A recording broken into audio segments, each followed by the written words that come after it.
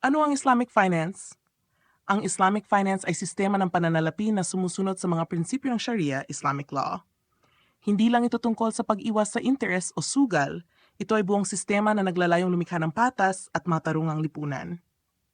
Mga pangunahing prinsipyo ng Islamic Finance.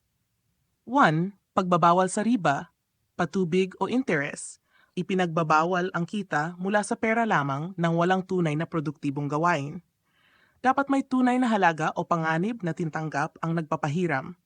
Halimbawa, hindi pwedeng manghiram at maningil ng sobra na wala namang aktwal na produkto o serbisyo. 2. Pagbabawal sa may sirsugal. Ipinagbabawal ang transaksyon na nakabase lamang sa tsamba o suwerte. Dapat malinaw at tiyak ang mga tuntunin ng kasunduan. Halimbawa, hindi pwedeng mag-invest sa lottery o gambling-based schemes. 3. Pagbabawal sa garar, hindi katiyakan. Ipinagbabawal ang mga kontrata na may labis na kawalan ng katiyakan o kalabuan. Dapat malinaw ang dami, kalidad at kondisyon ng kalakal o serbisyo. Halimbawa, ang pagbenta ng ani o produkto na hindi pa malinaw kung magkano o gaano karami ang may bebenta. 4. Pag-uugnay sa tunay na ekonomiya. Ang bawat transaksyon ay dapat may kaugnayan sa tunay na asset o aktibidad. Pinoprotektahan nito ang pananalapi mula sa spekulasyon. Halimbawa, ang pautang para sa pagpapatayo ng poultry farm at hindi para sa pagbili ng stock sa casino. 5. Pagbabahagi ng panganib at kita. Ang kapwa partido ay dapat magbahagi ng mga panganib at kita.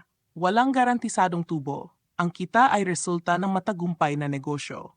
Halimbawa, kung magkakaroon ng partnership sa taniman ng gulay, parehong magsasaka at investor ay kikita depende sa ani at parehong may pananagutan sa anumang lugi.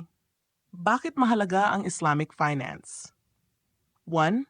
Pagiging makatarungan, pinoprotektahan ang mahirap mula sa pagsasamantala. Katatagan, nakakonekta sa totoong ekonomiya, kaya mas matatag ang negosyo. Pagiging ethical, sumusunod sa moral at ethical na pamantayan. Pagkakaisa, nagpapatatag ng ugnayan sa pagitan ng negosyante at investor.